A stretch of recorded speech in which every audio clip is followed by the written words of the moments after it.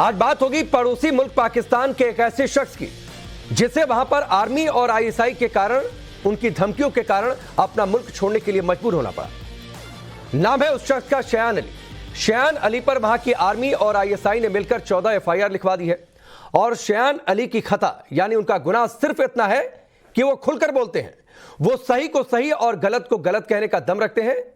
वो एक मुल्क के तौर पर हिंदुस्तान को पसंद करते हैं, हिंदुस्तान के प्रधानमंत्री मोदी की तारीफ करते हैं, लेकिन उनके अपने मुल्क में उन्हें इतना टॉर्चर किया गया कि पाकिस्तान छोड़कर उन्हें अमेरिका जाना पड़ा, वहां पर शरण उन्हें लेनी पड़ी। शयान अली हमारे साथ जुड़ेंगे, उनसे हम बातचीत करेंगे कि आखिरकार उनके खिलाफ 14 एफआईआर क्यों, वो हिंदुस्तान को क्यों पसंद करते हैं, पाकिस्तान के अंदर के हालात क्या हैं, और उसके साथ ही उनके खिलाफ 14 एफआईआर आखिरकार क्यों दर्ज की गई और क्यों वो कहते हैं कि वो इस्लाम छोड़कर हिंदू बनना चाहते हैं। शयान अली इस वक्त हमारे साथ जुड़ चुके हैं। शयान, आपका बहुत बहुत स्वागत है टाइम्स नाउ नवभारत पर। जी, thank you so much for having me. Thank you so much. Shayan Ali, आपकी ट्विटर प्रोफाइल मैंने देखी। ट्विटर प्रोफाइल पर आपने लिखा है पाकिस्तानी बाय बर्थ और अब आप अमेरिका में हैं, और आप खुद को अपने इंट्रोडक्शन में कहते हैं आप पाकिस्तानी अमेरिकन हैं, ऐसा क्यों? देखें, क्योंकि ऑफ कोर्स मैं पाकिस्तान में पैदा हुआ, unfortunately. I was a very religious और वेरी पेट्रियाटिक पर्सन। मैं पाकिस्तान के लिए पहले बहुत पेट्रियाटिक था, बहुत जज्बाती था। लेकिन मुझे नहीं पता था कि मेरे एक फेसबुक पोस्ट से क्योंकि मैं पाकिस्तान में भी एक पब्लिक फिगर था, मुझे नहीं पता था, हालांकि मुझे थोड़ा सा पता था कि थोड़ा रिएक्शन आएगा, लेकिन इतना नहीं पता था कि सब लोग इतना थ्रेट्स देना शुरू हो जाएंगे।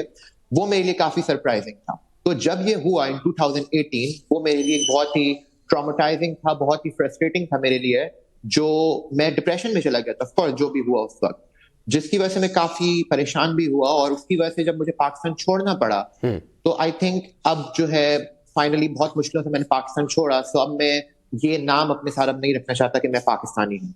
शयान, एक चीज और आपसे, मैं पाकिस्तान की आर्थिक हालत क्या है, कैसे दुनिया के सामने पाकिस्तान और उसका जिगरी यार चीन उसे भी खाता जा रहा है, इस पर मैं आपसे जरूर बातचीत करूं। लेकिन आपने ये कहा है कि आपकी कौम, आप अभी जो जिस धर्म को मानते हैं वो इस्लाम है, लेकिन आप हिंदू बनना चाहते हैं, ऐसा क्यों है? जी, अच्छा, मैं इस्लाम ऑलरेडी छोड़ चुका हूँ। और यही एक बड़ा रीजन बना था मेरा, जिस पर उन्होंने ये, क्योंकि मैंने उनको एक्सपोज कर दिया था आईएसआई को कि किस तरह से वो तालिबान और इस्लामिक एक्सट्रीमिस्ट में जो पाकिस्तान में काम कर रहा था, वो एक इस्लामिक एक्सट्रीमिस्ट के अगेंस्ट। मैं इस्लाम की भी बहुत रिस्पेक्ट करता हूँ, हिंदुइज्म की भी बहुत रिस्पेक्ट करता हूँ, लेकिन जो मेरी असल जिस पर जंग थी वो इस्लामिक एक्सट्रीमिस्ट ऑर्गेनाइजेशन थी पाकिस्तान में, जो आपको तो सिर्फ 2-3 का पता होगा, लेकिन पाकिस्तान में 50+ ऐसी ऑर्गेनाइजेशन है, छोटी छोटी इस्लामिक एक्सट्रीमिस्ट, जो कि जिहाद फैलाती हैं, जो ये बिलीव करती हैं कि काफिरों को मार देना चाहिए। तो जब मैंने इस पर बात करी और इस पर मैंने एक्सपोज करा कि किस तरह आईएसआई उनको फंड कर रही होती है कि ये इस चीज को जिहादी जो मोटिव है इस चीजों को बढ़ाएं, तो इसकी वजह से मुझे काफी थ्रेट हुई। अच्छा शयान, बार बार इंडिया की बातचीत, इंडिया आपकी जुबान पर बार बार आता है। हिंदुस्तान में क्या पसंद है आपको, क्यों आपको हिंदुस्तान पसंद है? देखिए, इंडिया से जब मैं पाकिस्तान में भी था, मैं उस वक्त भी काफी इन्वॉल्व था इंडिया में। और जिस तरह से इंडिया में मुझे क्योंकि मैं ऑफ कोर्स अमेरिका में भी मैं टेम्पल्स में जाता हूँ, मंदिरों में जाता हूँ, इस वजह से मुझे ऑफ कोर्स यहाँ पर उस तरह का माहौल नहीं होता, जिस तरह से एक हिंदू माहौल होता है वो यहाँ पर नहीं होता, जिसकी वजह से मुझे इंडिया काफी जो है वो याद भी आता है और मैं जरूर विजिट भी करूंगा। हिंदुस्तान के कौन से नेता आपको पसंद है? ये बात तो आप सबको ही पता है, आई थिंक पीएम मोदी, सबको पता है बात।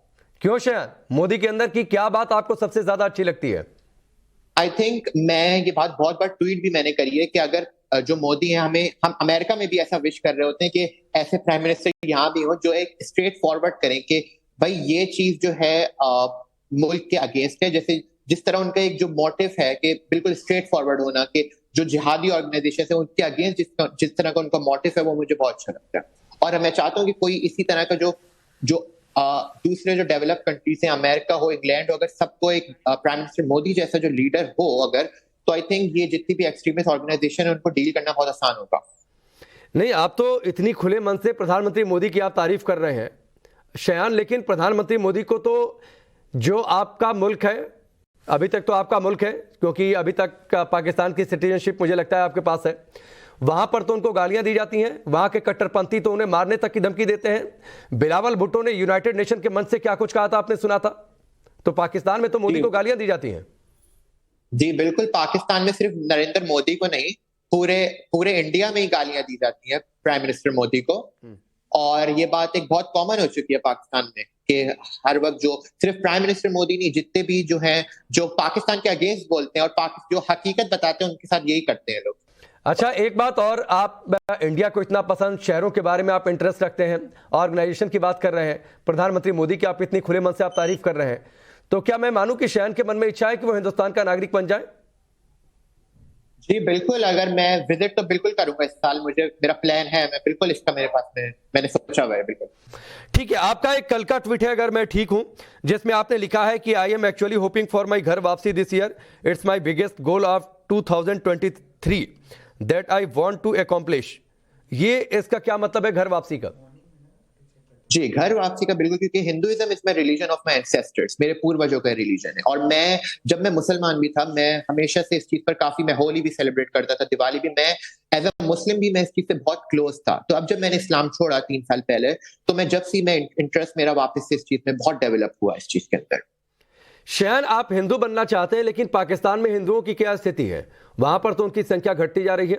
हिंदू लड़कियां या फिर सिख लड़कियां, यानी जो गैर इस्लामिक तबके की अगर मैं बातचीत करूं, उनकी लड़कियों को आए दिन किडनैप किया जाता है, उनका जबरन धर्मांतरण करवाया जाता है, उनसे निकाह करते हैं। जी, देखिए, ये जो सबसे ज्यादा चीज कॉमन है, ये सिंध में बहुत ये कॉमन हो चुकी है। और अभी आपने रिसेंटली भी पढ़ा होगा किस तरह से मंदिर को तोड़ा जाता है, कोई भी एक इस्लामिक जिहादी मॉब आ जाता है और वो मस्जिद को किस तरह से तोड़ता है। मैं ये मुसलमानों की बात नहीं कर रहा हूँ, मुसलमान एक बहुत ही, काफी मुसलमान है जो बहुत ही पीसफुल है, बहुत ही जो है अच्छे हैं, लेकिन उसके अंदर एक छोटे से लोग होते हैं जो इस चीज को आगे बढ़ाते हैं, जो जिहाद को फैलाते हैं। और उन्होंने ही जिस तरह से मंदिर को तोड़ा सिंध में पिछले 2 महीने पहले ही जो हुआ, तो इस तरह से बहुत चीजें हो रही हैं पाकिस्तान के अंदर। आप आगे ट्विटर के अपने बायो में लिखते हैं कि इंडियन बाय हार्ट, क्या यही वजह तो नहीं है कि आपका दिल हिंदुस्तान में है, इसलिए वहां पर आर्मी और आईएसआई ने आपको नापसंद किया, आपको धमकियां दी गई? देखिए, ये बात मैंने पहले भी बहुत बार बोली थी कि जहां तक बात है इंडियन बाय हार्ट की, क्योंकि मेरे ग्रैंड पेरेंट्स जो थे वो सहारनपुर यूपी से ही थे, जिसकी वजह से मैं जो हूँ ये अपने आप को बोलता हूँ। और इसमें मुझे काफी क्रिटिसिज्म भी मिलता है पाकिस्तान की तरफ से बोलने पर, बट मैं ये समझता हूँ कि इंडिया मेरा एक दूसरा घर है एक तरह से, क्योंकि पाकिस्तान ने जिस तरह से मेरे साथ ट्रीटमेंट किया, हालांकि मुझ पर जो जो इल्जाम लगाए गए मेरे स्किन कलर की वजह से, मेरे बालों की वजह से कि मैं ज्यू एजेंट हूँ, क्योंकि मैं पाकिस्तानियों की तरह से मैं नहीं दिखता था, इसकी वजह से मुझ पर ये इल्जामात लगाए गए, तो जिसकी वजह से मुझे ये स्टेप लेना पड़ा, ऑफ कोर्स। लेकिन क्या ऐसी वजह हो गई शयान, आप कहते हैं कि पाकिस्तानी आर्मी आपको नापसंद करती है, आईएसआई आपके खिलाफ साजिशें रचती है, आपके खिलाफ 14 एफआईआर है, ऐसा क्यों? देखिए, ये चीज ना, ये काफी मुश्किल चीज है, सवाल है, क्योंकि मेरी जो ऑर्गेनाइजेशन है यंग एपोस्टेट्स, जब वो मैंने बनाई, विद इन 2 डेज पाकिस्तान में वो वेबसाइट उन्होंने बैन कर दी। अगर इस वक्त पाकिस्तान में मेरा कोई इंस्टाग्राम अकाउंट खोलता है या मेरा ट्विटर अकाउंट खोलता है या मेरी वेबसाइट खोलता है, तो वो नहीं खोल सकता, क्योंकि पाकिस्तान की जो एजेंसी है उन्होंने बैन करी हुई है। हालांकि ये चीज काफी लोगों ने करी है, ये जो मैंने कोई ये पहला नहीं हूं जो जिसने पाकिस्तान के अगेंस्ट इस तरह से बोला है, ये और लोगों ने भी करा। लेकिन जो मेरे साथ मसला था वो इनका पाकिस्तान से था। इनको पता था कि मुझे इनके जो है सीक्रेट्स पता है, इन्होंने जो मेरे साथ किया है, अगर ये मैंने किसी इंटरनेशनल कंट्री में जाकर इनको एक्सपोज कर दिया तो इन पर बैन भी लग सकता है, इनको ये बात बहुत अच्छी तरह पता थी। सो जब मैं पाकिस्तान से निकला, इनके लिए बहुत ही कंफ्यूजिंग चीज थी कि मैं पाकिस्तान से कैसे निकला। तो जब मैं निकला, इनको अब ये कुछ कर तो सकते नहीं थे, तो इन्होंने जो इनकी जो हरकतें हैं कि मुझे थ्रेड्स देना, मुझे मेरी आवाज बंद करना, वेबसाइट पर बैन कर देना, इसके अलावा आई थिंक ये लोग कुछ नहीं कर सकते अब। आपने कहा कि आप निकले और आर्मी आईएसआई को पता नहीं चला।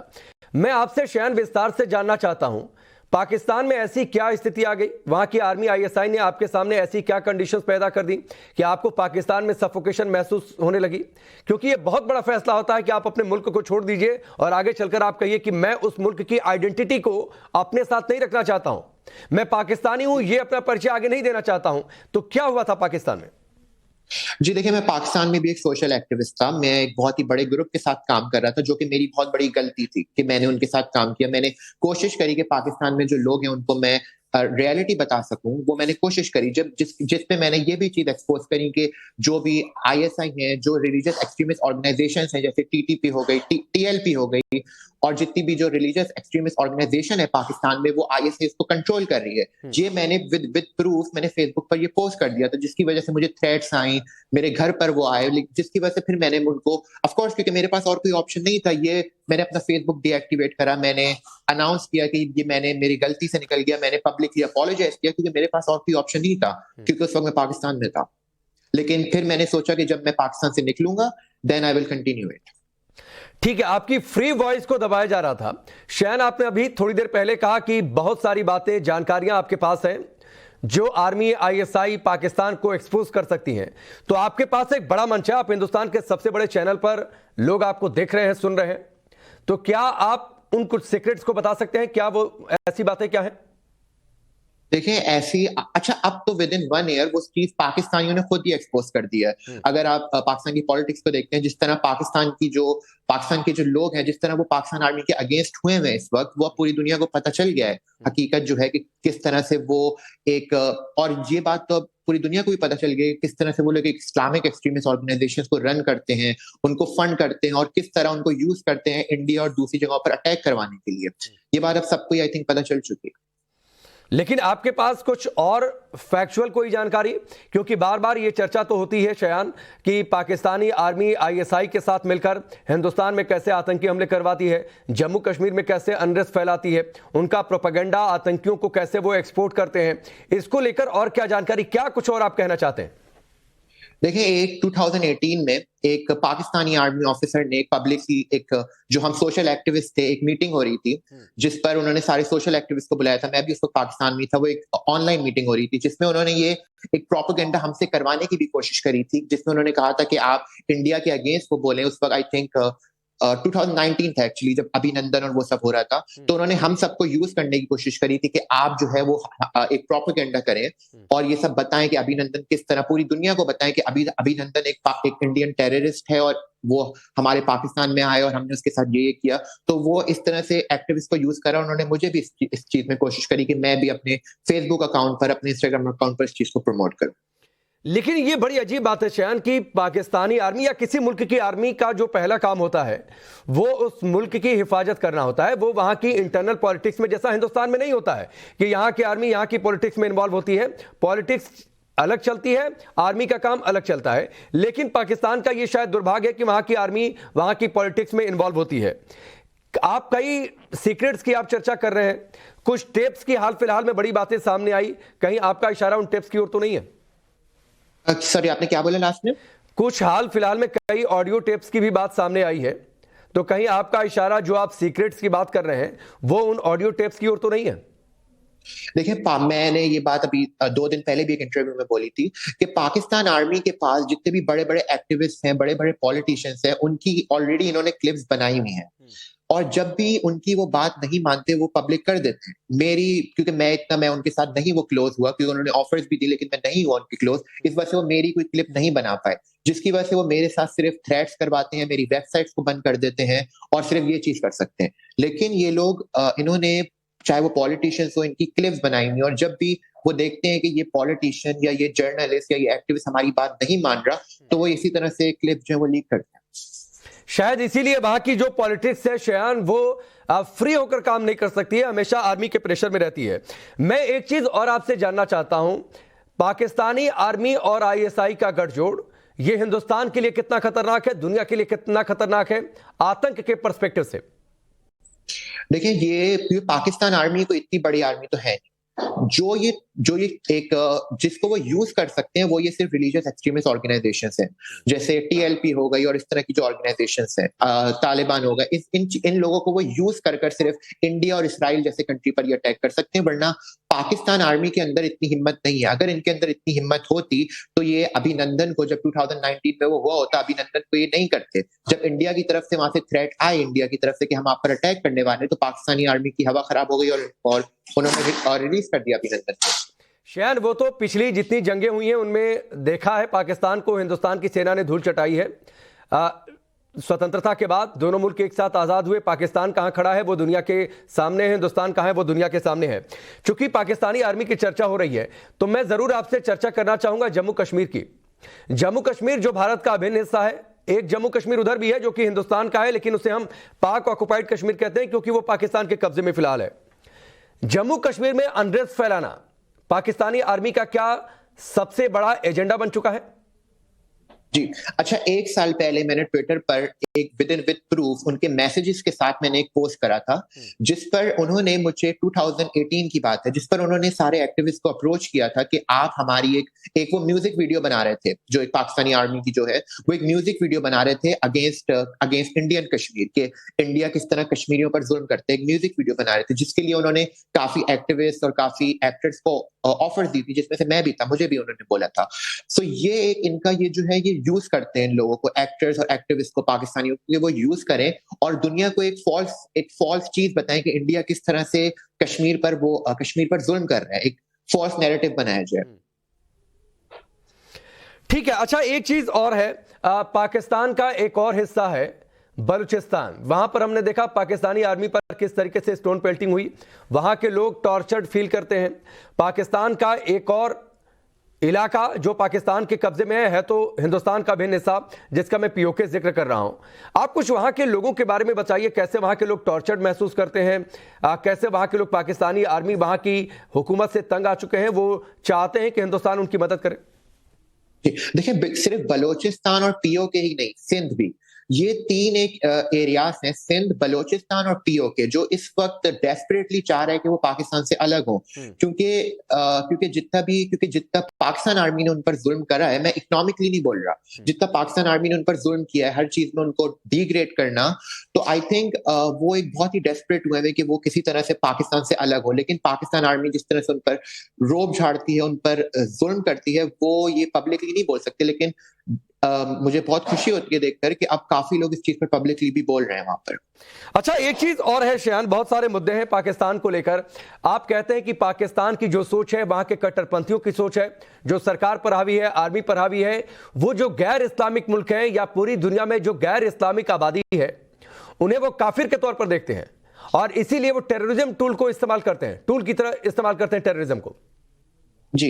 अच्छा, उनको बस एक बहाना चाहिए होता है ना, किसी भी तरह से कि वो लोगों को मारे और लोगों पर वो करें, जिसकी वजह से वो जो यूज करते हैं, क्योंकि पाकिस्तान आईएसआई ने अपनी एक दुनिया में बहुत अच्छी इमेज बनाई हुई है, जो अब मैं एक्सपोज कर रहा हूँ पूरी दुनिया के सामने उनको, लेकिन उन्होंने जो पूरी एक अच्छी इमेज बनाई हुई है कि हम तो देखें जिहादी ऑर्गेनाइजेशन के अगेंस्ट है, लेकिन क्योंकि मुझे इनका सब सीक्रेट्स पता है और मुझे पता है कि किस तरह ये लोग इन इस्लामिक एक्सट्रीमिस्ट ऑर्गेनाइजेशन से मिलकर ये काम करते हैं, किस तरह उनसे मिलकर ये इंडिया पर अटैक करवाते हैं, किस तरह मिलकर पाकिस्तान में अटैक करवाते हैं उन पर। तो जब इनको ये चीज पता चली कि मुझे इनके सीक्रेट्स पता है, तो उन्होंने फिर यही हरकतें करी। अच्छा, एक चीज है शयान, आपने शुरुआत में इस बात का जिक्र किया कि आपकी जो कद काठी है या फिर आपकी जो अपीयरेंस है वो थोड़ी सी अलग है, वो पाकिस्तानियों की तरह नहीं है। आप गोरे चिट्टे अंग्रेज जैसे आपका लुक है, आप दिखते हैं, आप अंग्रेजी भी अच्छे बोलते हैं, तो आप पाकिस्तान छोड़कर क्यों चले गए? आप पाकिस्तान में पॉलिटिक्स में आपने हाथ क्यों नहीं आजमाया? देखें, क्योंकि मुझे जिस तरह से मुझ पर जो थ्रेट्स आई, मुझ पर जो एक मेरे ऊपर जो एफआईआर जो दर्ज हुई है वो बहुत ही फनी है, लेकिन मेरे ऊपर जो एफआईआर दर्ज हुई है वो हुई है कि मैं कोई जियो एजेंट हूँ, सिर्फ मेरे बालों की वजह से, क्योंकि मेरे गोल्डन बाल है, इस वजह से उन्होंने कोई पागल मौलवी ने मेरे ऊपर इल्जाम लगा दिया कि मैं कोई एक यहूदी एजेंट हूँ। और इसी तरह से किसी ने मेरे ऊपर एक सोशल एक्टिविस्ट है बहुत फेमस पाकिस्तान में, उन्होंने मेरे ऊपर इल्जाम लगा दिया था कि मैं रॉ का एजेंट हूँ। तो इस तरह से इन्होंने ये जो फजूल इल्जामात हैं ये बहुत लगा चुके हैं मेरे ऊपर, इस तरह के सिर्फ मेरी फजूल इल्जामात हैं। आप पाकिस्तानी हैं, पाकिस्तानी सिविलियन, आप भले उस आइडेंटिटी को छोड़ना चाहते हैं, लेकिन इस तरीके की एफआईआर को आपने वहां पर कोर्ट में चैलेंज नहीं किया? अच्छा, उस वक्त मैं पाकिस्तान में नहीं था, ये जब हुआ जब मैं पाकिस्तान, अगर मैं उस वक्त पाकिस्तान में होता मुझे उसी वक्त वो अरेस्ट कर लेते। ये जब मैं पाकिस्तान से निकला, जब इनको देखा कि अब ये शयान जो है ये हमें एक्सपोज कर रहे हैं, फिर इन्होंने ये जो भी कर सकते थे इन्होंने करा। इन्होंने पाकिस्तान में मेरे अगेंस्ट एफआईआर करवाई, मुझे अमेरिका में जितना चाह मुझे थ्रेट करने की कोशिश करी, और बस ये सब किया इन्होंने। अच्छा, जिस वक्त ये एफआईआर दर्ज हुई जिसका आप जिक्र कर रहे हैं, उस समय वहां पर हुकूमत किसकी थी पाकिस्तान में शयान? उस वक्त इमरान खान की हुकूमत थी। तो इमरान खान तो बड़ी प्रोग्रेसिव बातें करते हैं, वो तो नए पाकिस्तान बनाने की बातचीत कर रहे थे, आर्मी की शय पर वो आए थे और वो कहते थे कि दुनिया में पाकिस्तान की शक्ल सूरत बदल कर रख देंगे। तो आपके साथ फिर ऐसी बातें क्यों? देखिए, पाकिस्तान में आज तक कोई भी पॉलिटिशियन ऐसा नहीं है जो आईएसआई या पाकिस्तान आर्मी की फेवर के बगैर आ गया हो। कोई भी आज तक पाकिस्तान का ऐसा पॉलिटिशियन नहीं है। और हम सबको पता है कि आईएसआई जो है वो क्या अपना मोटिव रखती है। हम सबको पता है कि आईएसआई एक जिहादी ऑर्गेनाइजेशन है, ये कोई मिलिट्री नहीं है, ये एक जिहादी ऑर्गेनाइजेशन है। और जब एक जिहादी ऑर्गेनाइजेशन पॉलिटिशियंस को सिलेक्ट करेंगी तो फिर इसी तरह से होगा। नहीं, लेकिन वो पाकिस्तानी जो जनता, जब आखिरकार इमरान खान सत्ता से बाहर हुए तो जनता के बीच जा जाकर अब तो काफी हिंदुस्तान की वो तारीफें करते हैं। वो कहते हैं उनकी तो फ्री फॉरेन पॉलिसी है, वो रूस से तेल भी खरीदते हैं, बावजूद इसके कि अमेरिका विरोध करता है, बावजूद इसके कि पश्चिमी मुल्क विरोध करते हैं। अब तो इमरान खान हिंदुस्तान की तारीफों के पुल बांध रहे हैं। जी बिल्कुल, वो बांध रहे हैं क्योंकि उनको देखें कि पाकिस्तान की पॉलिटिक्स एक बहुत ही डर्टी गेम होता है। इसके अंदर जब आप इक्तदार से हटते हैं, जब पावर से हटते हैं, तो फिर आप इसी तरह से बातें करते हैं। लेकिन चूंकि आप अमेरिका में शान, तो दुनिया में पाकिस्तान की स्थिति क्या है? पाकिस्तान की बात को तो कोई सुनता नहीं। ये तो इमरान खान भी कहते हैं कि हमारे साथ तो कोई खड़ा ही नहीं होता। एक चीन को छोड़कर, चीन भी क्यों खड़ा होता है वो दुनिया के सामने है। तो पाकिस्तान के सुनता कौन है दुनिया में? बिल्कुल कोई नहीं सुनता। पाकिस्तान बस एक अपने लोगों को दिखाता है। इसकी बिल्कुल आपने सही बोला, कोई नहीं सुनता, लेकिन ये सिर्फ अपने लोगों को दिखाना चाहते हैं कि देखिए हम तो पाकिस्तान के लिए बड़ा सोचते हैं, हम तो कश्मीर के लिए लड़ रहे थे। ये सिर्फ अपनी जात के लिए लोग करते हैं और इनका कोई मोटिव नहीं होता है। अच्छा, एक चीज और बताइए, चूंकि वहां की सत्ता बदल गई है, हालांकि आप कह रहे हैं कि सब कुछ आर्मी आईएसआई के इशारे पर होता है। आप शहबाज शरीफ वहां पर सरकार में है, बिलावल भुट्टो ने क्या कुछ कहा था वो भी हाल फिलहाल में हमने सोचा था, सुना भी था। क्या सरकार बदली तो आपके लिए कोई परिस्थितियां नहीं बदली क्या वहां पर? बिल्कुल नहीं बदली। अगर इस तरह से होता तो सबसे पहले ये जितने भी जो एक लॉज है पाकिस्तान में, जो फ्रीडम ऑफ स्पीच के अगेंस्ट जो लॉज बने हुए पाकिस्तान में, कि अगर आप पाकिस्तान आर्मी को, और बल्कि अभी 2 महीने पहले एक और लॉ बना है कि अगर आप किसी पाकिस्तान के आर्मी चीफ या एक्स आर्मी चीफ पर आप क्रिटिसाइज करते हैं तो आप पर जो है वो जेल हो जाएगी।